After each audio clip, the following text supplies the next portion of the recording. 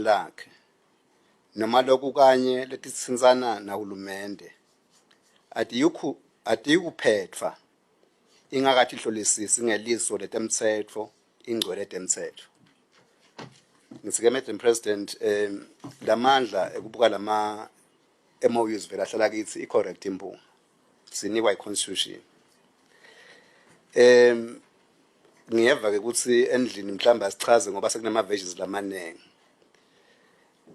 Ngacha confirm Madam President ukuthi we indeed vetted the MOU.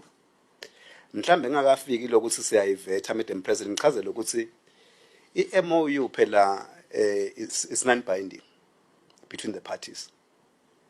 Ayibopheleli isignify nje intention yokuthi kungenteka in future we intend to contract.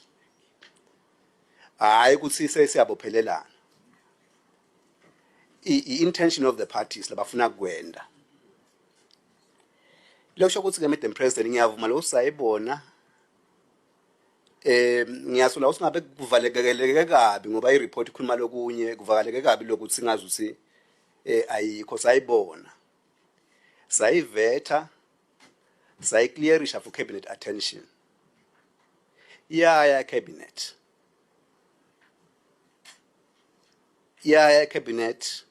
sasiclearishile.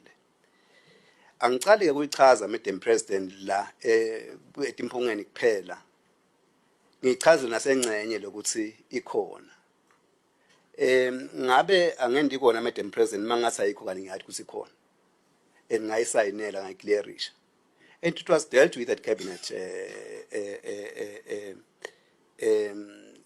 Madam President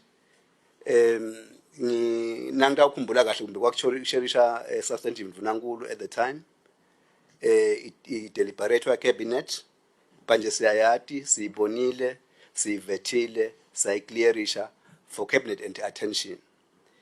It's a government policy on agreements 2018 Madam President divumelwano tonke noma lamandla emfethosisekelo aku Attorney General kufune bese siya ecabinet le clearance Attorney General so that cabinet